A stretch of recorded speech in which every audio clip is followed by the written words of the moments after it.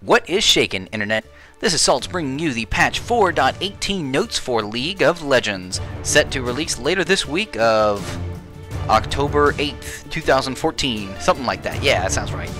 Okay, so we're going to go ahead and walk through the notes here, just step by step, and we'll just give my thoughts on it and figure out what we're doing.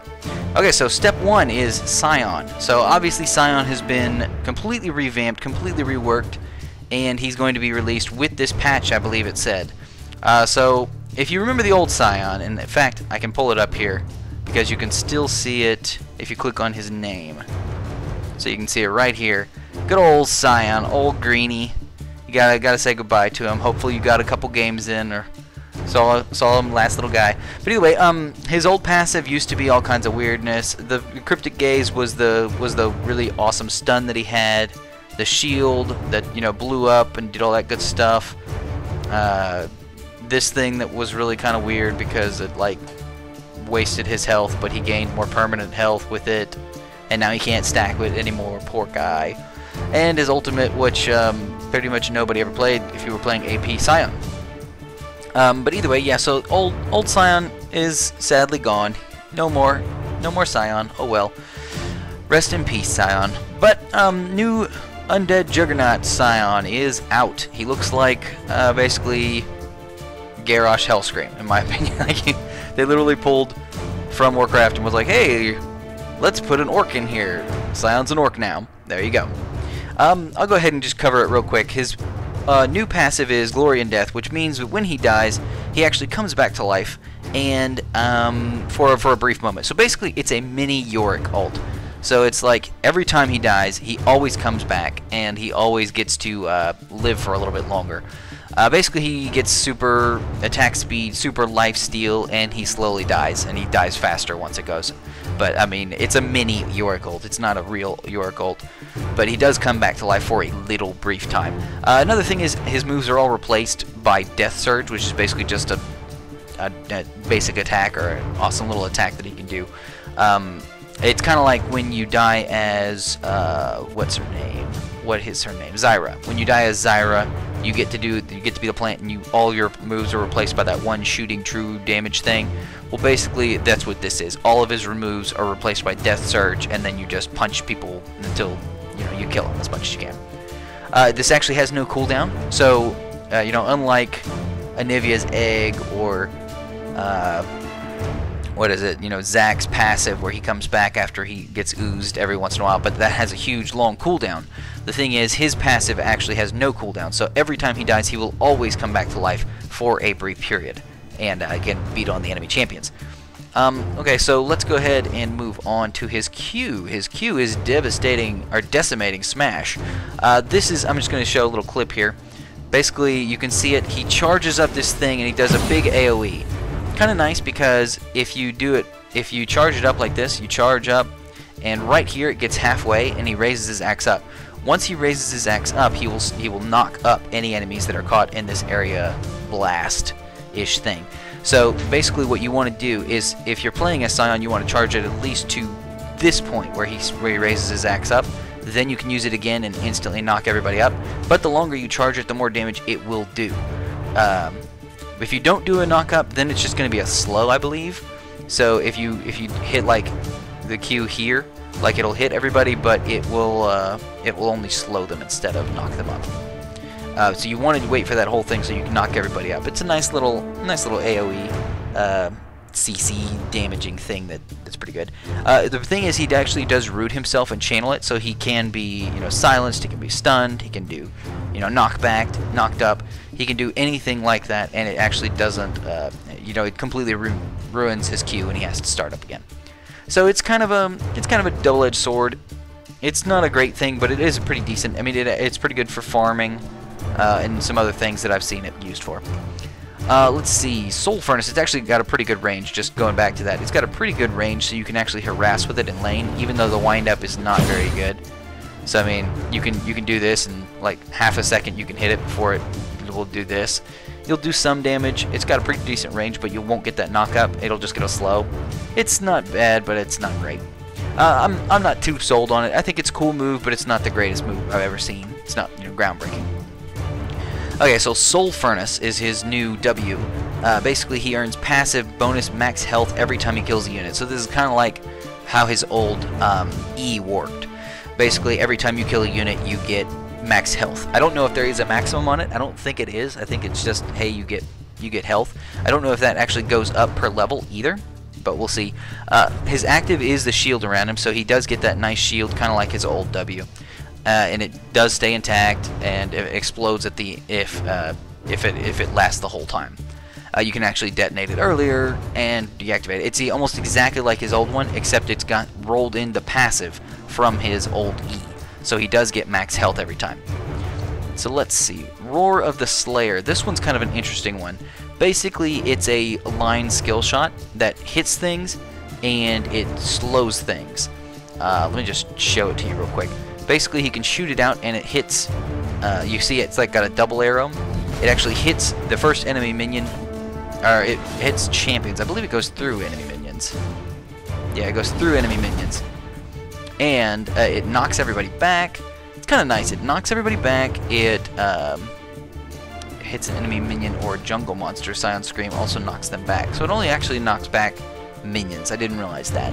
The thrown minion can then damages and slows all other enemies hit. So that's kind of cool. If you hit somebody with a minion, it actually slows them down. So it'll be interesting in lane to see if this can be a little bit bonus CC, because you can hit them with this and then you can use your Q to wind up and then knock them back, or knock them up after that when the jungler comes into lane. It's pretty good. It actually slows and shreds the armor of the first enemy struck. So not 100% sure on that one. So I guess it only hits minions. So like in the example here, he's hitting this. He actually hits that first minion. It's going to slow that first minion and slow everybody who gets hit by it. So in that specific example, only the first minion is slowed, but because it knocked back the next person and knocked back the next person, and they got all knocked back, that means all of them are slowed. So it's going to be an interesting move. I think this one's kind of a cool move, a little bit more CC for Scion, so that's kind of cool. And it's got some interesting mechanics with knockbacks on minions and minions hitting other things and slowing everything down. So we'll see how it works at the end of the day. But we'll go ahead and skip on to his ultimate, Unstoppable Onslaught. This one's really kind of interesting. A very unique ultimate here. I'll just let the video play because I want to show you this. Basically, you ult, and then you can use your mouse to move and run in a direction. And basically, you just run for a very, very long time. You can actually run almost like an entire lane, like from like an inhibitor tower all the way to the outer tower, maybe beyond, even a little bit. But he basically runs, he speeds up as he keeps going, and you can kind of steer him a little bit with your mouse. It's really a cool move. The thing is, it's kind of nice because you can use it to get back to lane real fast, and then save a tower or something like that. But I don't know if it's really going to be useful, because really it is literally a laning thing. I've seen people use it in the jungle, but I don't think it's a very good thing in the jungle, because if he hits a wall, he immediately stops and does the knock up already. If you'd only run for a little bit, that's okay. It's not ideal, but it's really not that bad. But I mean, he starts off pretty slow, so you kind of have to go real quick. Actually, if you listen to this, it actually has a noise right at the beginning. That big noise right there. When that happens, everybody basically gets to hear it. So it's not really a ganking tool. You can't use it to say jump out of the jungle or start running out of the jungle without people knowing that you're coming. So in that sense, it's kind of like, yeah, it's not much of a ganking tool if you ever tried to do jungle Scion. I don't know if that's a thing, but either way, it's kind of interesting. I think it's a really cool new ultimate. It's definitely nothing like we've seen on any other champion, with the mouse move and with the really extremely long charge. But I mean, it's cool. It could be useful. I'd like to see how it kind of works out. I think that in lane it's really cool, but in jungle it's got some weird things. You can't steer it very well, so you can't navigate the jungle very much. If you can, then you're really good. Like, you can go play some, I don't know, some racing game or something. But either way, that's pretty much all of Scion. You can see, you can check out this page if you want. It's pretty cool. I think they're good changes for Scion. I think overall he's really good. I am going to miss his very hard stun. It's kind of like Tarek's stun, you just shoot it out, Cryptic Gaze, boom, and they instantly get hit. and it did a ton of damage when you built AP Scion. AP Scion doesn't really seem to be a thing now. I don't really know if any of his stuff builds off of AP at all. I could be terribly wrong and just completely wrong on that one. But either way, I don't know how to build him because I haven't played him much at all on the PvE. So I would just say check him out. He's definitely a cool new champion, really new cool ultimate. But RIP Green Scion. Okay, so back to this.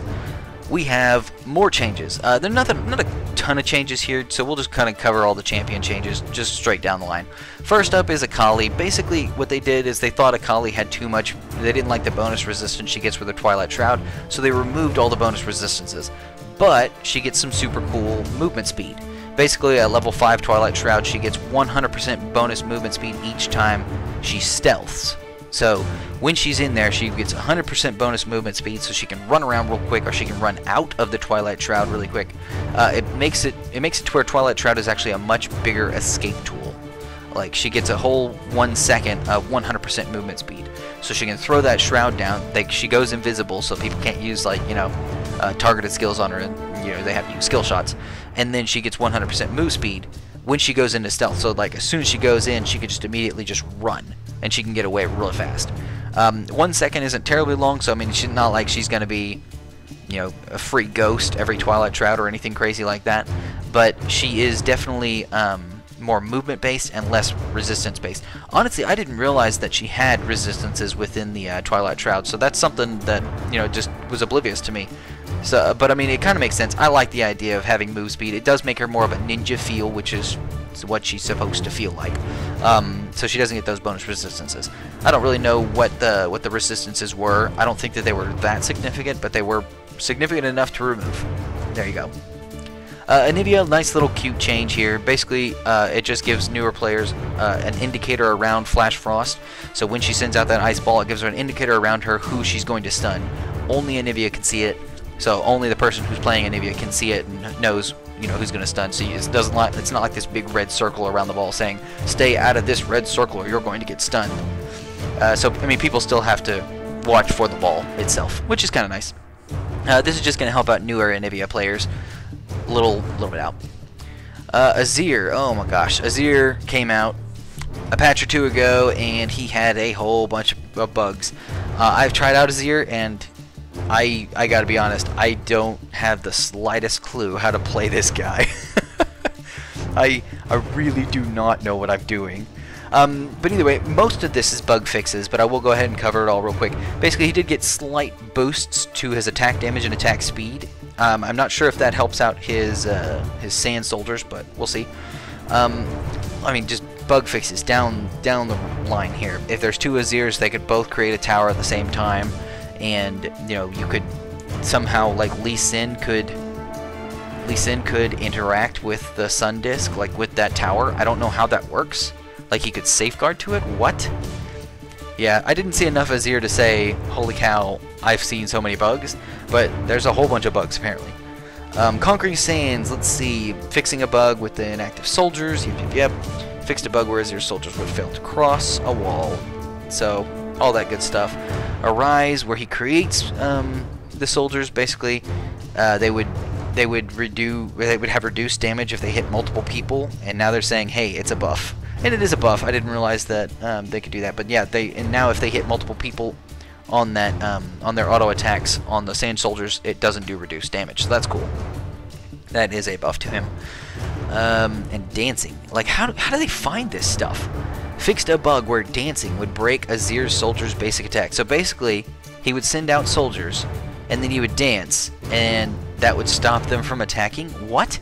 Who finds it? Like, who's dancing when their soldiers are supposed to be attacking the enemies? Oh my. Shifting Sands, take me with you. If he uses it currently moving, he'll join the soldier on a combined magical journey. I love the patch notes sometimes. Basically, if you use it while they're doing the Conquering Sands, like while you're doing a Q, you'll go with them on like this super dash. I actually thought this was the thing before. I didn't realize this is a change. I thought this was already there. Fixed a bug where Azir wouldn't shift to the correct soldier. This one was weird. Like, I didn't realize how Azir's E works. because you press E and he immediately runs towards like one of his soldiers, and then he like dashes to them. But like he has to be within range before you can dash to him. So I pressed E, like I was playing ARAM Azir, and I pressed E for the first time, and I started running towards the enemies, and I'm like, what am I doing? Stop! Like I was like, I don't know what to do, because I thought it was like a targeted. I thought you pressed E and then you you know, move out. But nope, I did not. I had no idea about that. A bunch of bugs fixed with his ultimate, Emperor's Divide. So all good, all good. Yeah, but there's more bugs. Apparently, his Sun Disc doesn't ramp up in damage, but they'll be fixing that next patch. They know that, but that is not in this patch, so they will not be increasing the Sun Disc later. I didn't realize this again, and not seen enough Azirs, but apparently late game Azir Sun Discs didn't really do anything at all. So there you go. Ezreal, his passive got increased, so I actually think that is going to help out a little bit. His Q Mystic Shot apparently has already taken effect, but the tooltip hasn't been updated. Okay, so it's good. The tooltip's still going to say 1.0 attack damage ratio, where it's actually a 1.1. So they're making his Q just a little bit higher on his attack damage, and they're increasing his passive. So I mean, that's cool. That's okay. I mean, it's nothing major, but it is a small buff to Ezreal. Gangplank was kind of interesting. So basically, Gangplanks are used to drop random cannonballs in that giant circle that he could put somewhere on the map. Now it's going to do the whole zone. So basically, if you're in that circle, boom, you're going to be taking damage every time. And I think this is kind of a big buff in my opinion, because you could stand in the circle and not get hit by the random cannonballs every once in a while. Now it's just like, if you stand in the circle, you're going to be damaged like every second. It just hits. And it does the slow, and I mean, it doesn't look like there's changing anything on here as far as the damage and the slow percentage goes. So I mean, you're still going to be percentage slowed, you're still going to be damaged. Now you're just going to be guaranteed to get damage every single second. I think it's every single second. Yeah, once per second. And they even reduced the cooldown on it. No, I guess they increased the cooldown at level 1, lowered the cooldown down by quite a bit, 15 seconds at max rank. So you'll be doing a lot more cannons if you play as Gangplank. I think this is a pretty decent buff, and overall pretty good. It makes the ult a little bit more consistent.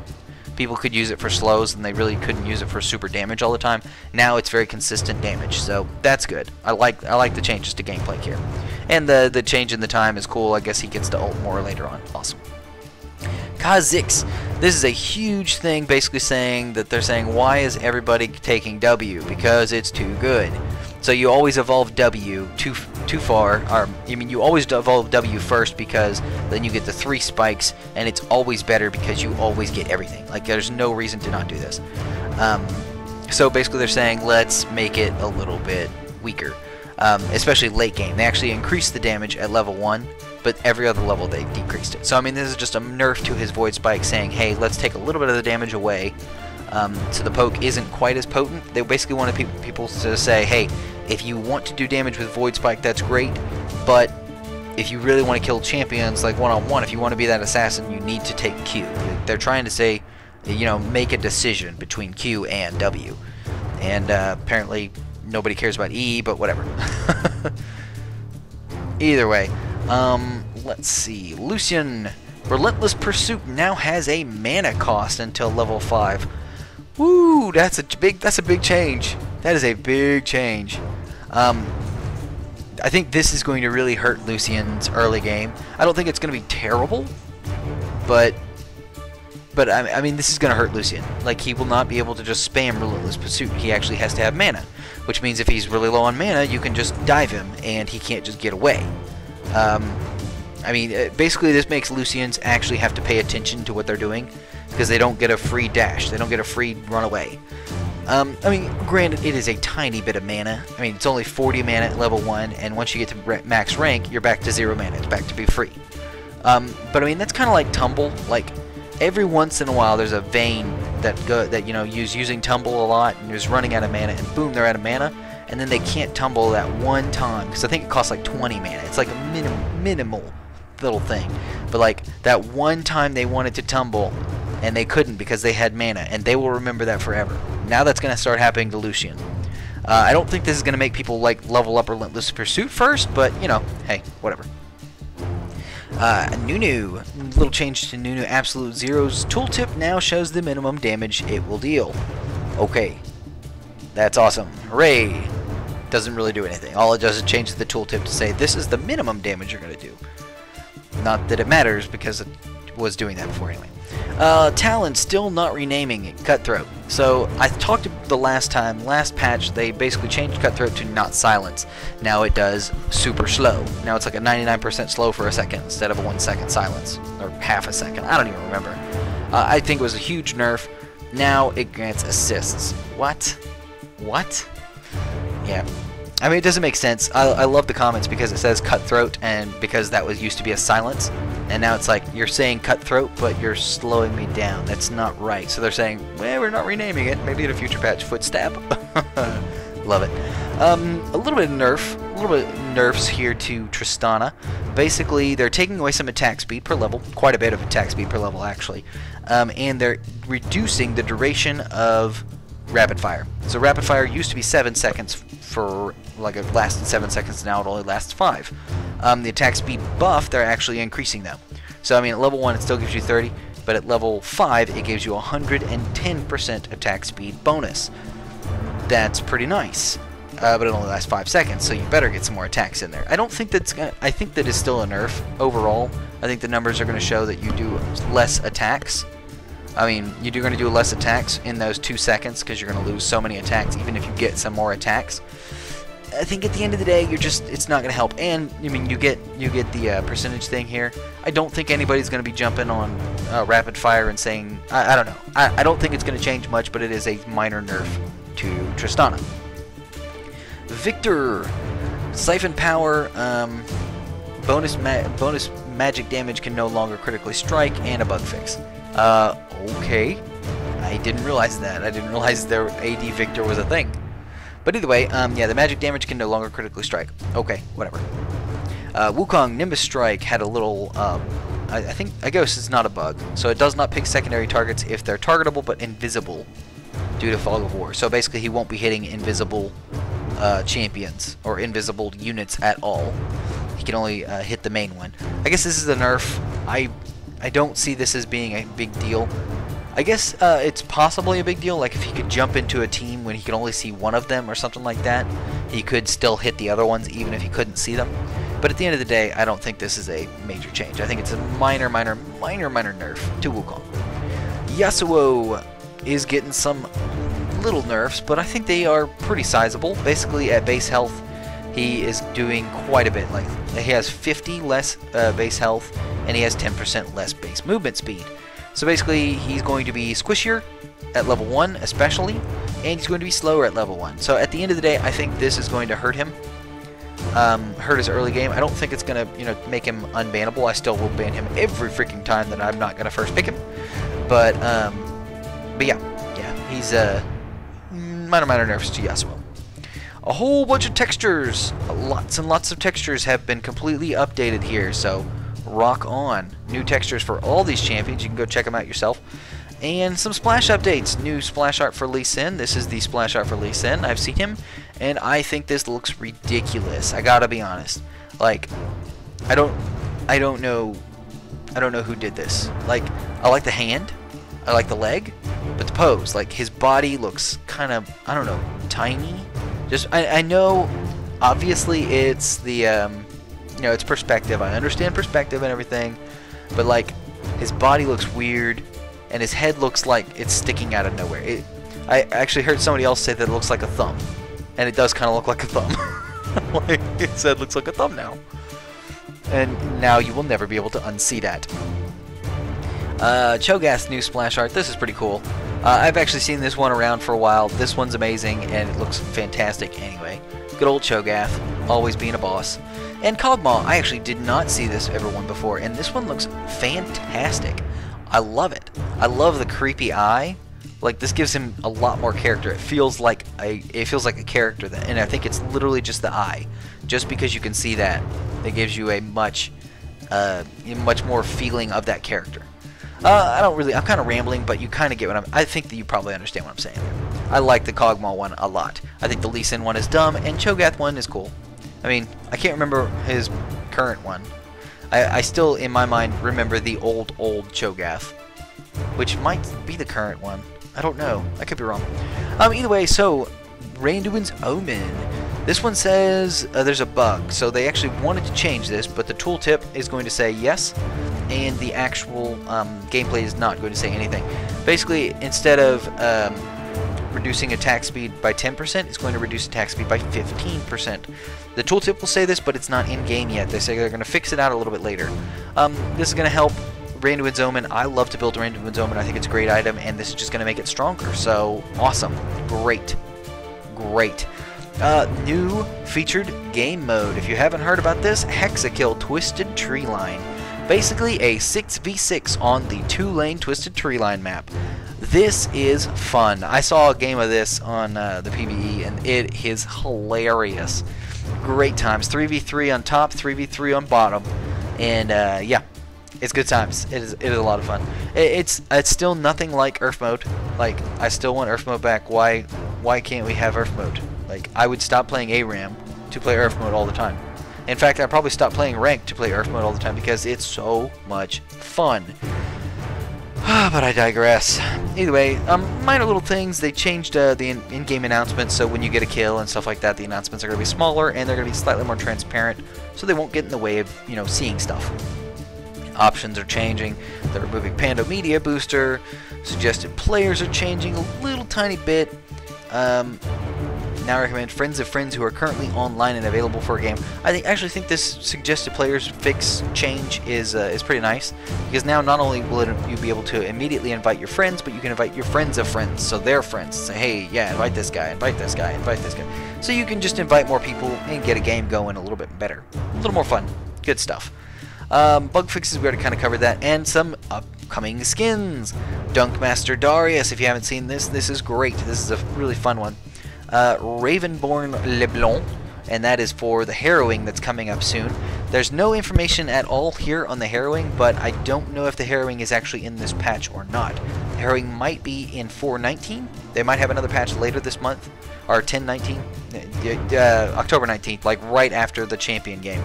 I'm assuming they'll probably have another patch to start the Harrowing right after that. But either way, the two skins for the Harrowing have been added this patch. That's Ravenborn LeBlanc and Underworld Wukong. So, there we go. And obviously Dunkmaster Darius, and, of course, the final Championship Shyvana. If you don't know what this is the skin that you will get if you are Gold rank or higher. Meaning I will not be getting it because I am terrible at this game. So yeah, Championship Shyvana, I thought it was Championship Morgana. I think everybody thought it was Championship Morgana, and then basically everybody said, we don't want a Morgana skin, and they switched up to Shyvana. I don't know all the details on that, but regardless, we have Championship Shyvana in this patch. And that is the end of the patch notes. Hopefully you guys have enjoyed this. Please leave your comments and questions below. If you have any questions specifically on the patch, I will try to answer as many as I can, and leave them in the comments below. So I've rambled enough, so please like, favorite, share, subscribe, all that jazz, and, as always, you keep it salty, Internet.